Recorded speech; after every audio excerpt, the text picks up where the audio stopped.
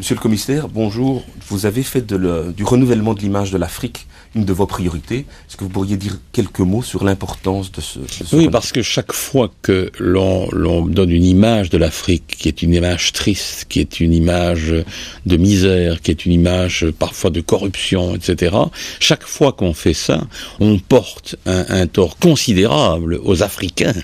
Parce que ce qui m'importe plus que tout sont les populations, moi. Et donc, on occulte aussi en même temps. On fait une sorte de déformation ou de désinformation. On occulte le vrai dynamisme africain qui est en cours aujourd'hui. Sur très peu d'années, il y a eu un sursaut africain. Même au niveau du corpus politique, au niveau des politiques, au niveau de la population, on sent bien, veut participer au redressement de l'Afrique. J'ai eu l'occasion déjà de dire ça souvent. 27 pays africains, sur un peu plus de 50, ont ratifié la convention sur la Cour pénale. J'attends encore toujours que certaines grandes démocraties occidentales le fassent. Et donc, je crois que c'est important par exemple, l'Afrique, cette année-ci, va connaître 6% de croissance. Ça ne se dit pas. C'est quand même important de le rappeler. Nous avons des ressources humaines africaines qui, malheureusement, encore trop souvent, sont attirées et restent dans les diasporas occidentales, parce qu'elles n'ont pas vraiment de perspective dans leur pays. Moi, je crois que nous devons mener des politiques pour inciter toute cette richesse en matière grise à retourner dans leur pays. Et dans les programmes de développement que je mets en œuvre, j'essaie de voir des programmes qui permettent d'inciter financièrement la mise à disposition de toutes ces personnes. Je connais par exemple une université qui a des professeurs ou des médecins africains qui travaillent dans leur université, même ici en Europe, à Bruxelles, et dont les pouvoirs organisateurs ont décidé de mettre ces personnes, par exemple un médecin congolais ou un professeur congolais, de les mettre pendant au moins 3 mois chaque année à la disposition de l'université ou de la clinique ou de l'hôpital dans le pays, qui le connaît bien puisqu'il en est originaire. Même chose pour les ingénieurs, pour les infirmières, etc. Et donc, je crois que c'est important, c'est très important de montrer cette nouvelle image de l'Afrique. C'est clair que les communes, tous ces acteurs locaux peuvent porter ce renouveau de l'Afrique. Peut-être aussi en revendiquant une place plus grande dans le processus décisionnel de leurs pays respectifs. Parce que je voudrais, sans être impertinent, je voudrais aussi rappeler que dans beaucoup de pays où le niveau de démocratie n'a pas encore atteint ce qu'il devrait, la seule alternance ou le seul contrepoint au pouvoir central, c'est quand même au niveau local que ça se trouve. Et donc, je crois que tous ces éléments-là sont des éléments importants. Je dois ajouter un élément. Je pense que les médias africains doivent aussi faire un effort sur eux-mêmes. Je connais un certain nombre de pays où les médias parfois disent tout et n'importe quoi. Je crois qu'il est important que les médias africains aient aussi une déontologie. Et en cela, je suis tout à fait heureux d'apprendre que des médias européens et occidentaux seront présents là-bas.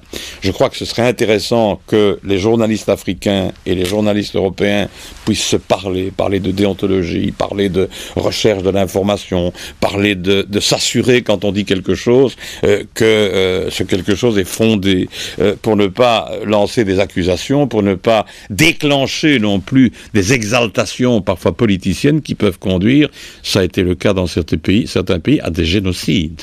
Je crois que tous les acteurs, vous parliez des acteurs d'une communauté, tous les acteurs ont une responsabilité. Les médias ne sont pas au-dessus de la responsabilité du politique ou de la responsabilité du citoyen. Les médias doivent être libres. Pour moi, doivent être totalement libres. Mais la liberté implique, évidemment, un devoir de responsabilité. Quand on veut avoir la liberté absolue de s'exprimer, il faut évidemment respecter un certain nombre de règles déontologiques, notamment la recherche objective de ses sources.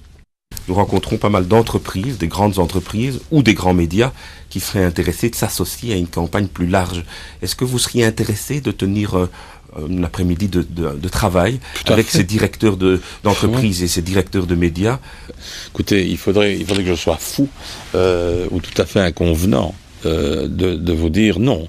Il est évident que quand plusieurs milliers de responsables locaux, en présence des plus grands organes de presse internationaux et africains, se réunissent pour plancher sur un sujet qui est un des sujets clés de ma préoccupation personnelle en tant que commissaire européen, vous imaginez bien que je serai absolument indécent de vous dire non, on ne va pas en tenir compte. Ça va de soi que j'attends avec impatience les résultats de ces cogitations et je suis tout à fait prêt, je suis même demandeur, je vous sollicite même pour pouvoir tenir une après-midi ou une journée ou même 2 jours de travail à Bruxelles ou en Afrique pour digérer tout ça et pour voir point par point, quel est le caractère opérationnel que nous, commission, nous pouvons donner par rapport à cette demande. Pourquoi voudriez-vous que j'invente à la place des Africains ce qui leur paraît à eux le mieux? Je suis tout à fait non seulement ouvert, mais je suis demandeur de ça. Ça vous faciliterait grandement mon travail. Aujourd'hui, on est obligé très souvent, je vais dire, de travailler aveuglément. C'est quand même beaucoup plus normal de le faire quand on est éclairé par des gens du terrain, à la fois localement et par des gens du terrain techniquement. Donc, j'ai des expériences comme ça. J'ai par exemple financé la remise en état, le redémarrage de la télévision burundaise quand j'étais ministre des Affaires étrangères, donc je crois en tout ça. Je pense qu'il est normal, par exemple, que dans chaque pays africain, mais aussi dans chaque pays européen, je trouve qu'il est tout à fait normal qu'il y ait, par exemple, une radio-télévision de service public, avec un cahier des charges service public, avec aussi des garanties de pluralité et de pluralisme. Je crois que c'est tout à fait normal, et je suis en même temps favorable aussi à ce qu'il y ait des chaînes privées, mais laisser le monopole de l'information soit au public, soit au privé, ça ne me paraît pas être très bon. Moi, je suis favorable à la pluralité de l'information. Et une chaîne audiovisuelle publique, c'est un minimum dans tout pays démocratique. Donc, financer ce genre d'initiative, moi, je suis tout prêt à défendre ça. Et je suis tout prêt à faire ça. Bon, merci.